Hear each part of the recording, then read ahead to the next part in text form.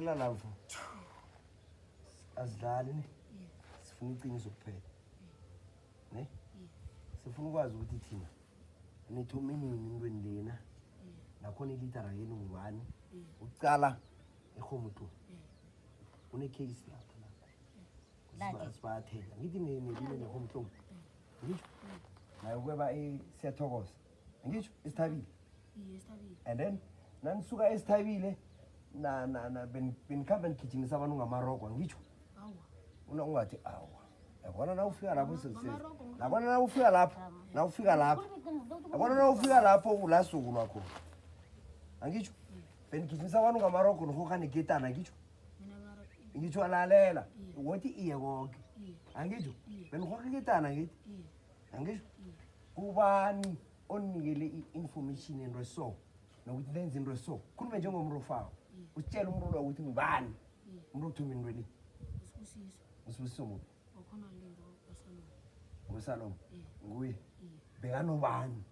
uthome ngubani bekayedwa bese wawombatha wasithusa cala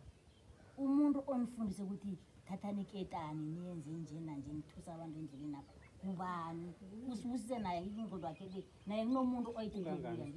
ungangayini lo ngoSalomo alright ngiyavuma kubani otheni ukubehumtu kude kangaka Thomas Muphi usemahana Thomas lo sifuna umuntu loyo nguyo khamena nesithabila ngithi ngikamena bani uThomas lo ngwakuphi ungangani mkhulu umuntu omkhulu asimuntu omkhulu yena ukhula ngofitshana wakuphi nomahana kwaphana ngomahana kwaphana apha nopho khipha ingoma uhlala ngapho Thomas la wazi bani la wazi umuntu la sifuna ukukhuluma indaba zonke la khona umuntu omkhulu wethabana naye umveze yebo la ngathi njalo ufuna ukumveza socabana nawe khulukhulu kubani umuntu ozene into ezokinje isithathokoza ngena kanjani ukhona kanjani nokukhwela phezulu kwendlu le nokuvula ivule njani sithokoza zangisaya ngithe sithabile isithabile baphule ngesindi sona esilingini esilingi ngubani umuntu etheni ukhwele phezulu nikhwele njani ngibabambela amadesk man yelujala ungasiyi-one man umuntu omkhulu ngubani benikhamba naye ungazobanekani ngubani umuntu omkhulu usifuza hayi isifusiso la bengasimnguyedwa anikwazi ukungena phezulu nokuvula phezulu nina wena msana ninodwa nangihlanyela man izana umuntu wenu omkhulu umfundisa into le ngubani ngithi sipho sokuzwana manje engathi socabanga nje ngifuna ukwazi ukuthi umuntu onifundisa into le ngubani omkhulu umuntu okanitshela ukuthi khambani nisathokoza khambani ukuthatha amakhompyutha ngubani sobetha mjani sobetha ngathi ungathi usithatha kancane so ngithi khuluma ukuthi ngubani umuntu othumete ukuthatha amakhompyutha nwena ufuna amakhompyutha for ukureba ufuna ukukhipha ingoma ukusola bothoma indaba zamakhompyutha mroga queen wathi bashe sithabile kunamakhompyutha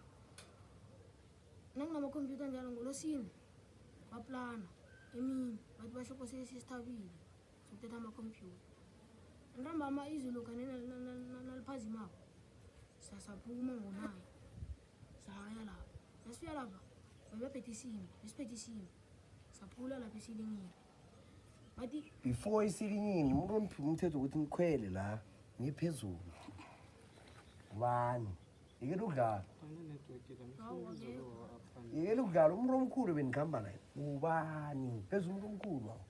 uyongekho bengithi sona lo ozene indaba ngale ngubani uThomas mkhulu iye ufuna kanti umntwana lo akaphani lo nguwe ufuna indezi yena umntwana lo akaphani naye benikhamba naye nanele ngithi awa Mtshana. sakubona naye last year utumelo nakhe naqeda ukuhamba yobheka bekeza ngotumelo la ya lapha naye bakhona emfagana ya bayibakhona ini emfariki bazebele basho baze bale nakho ngizwa ngokhwini osithethe kore ngwana ako jile kuluzwana enyane na kere wena kuluzwana enyane bayijaka ibara khona kwa apha nemushimana umama kana kubusha genga yabo kapinyane ngakasisela esikhambile wena uzofilelwa uzofiliswa ngaphathi okapha encane veza abantu aba ibhifi ingcono Yena, kulihlangahlangana a veza abantu aba ukuthi into le Mary hello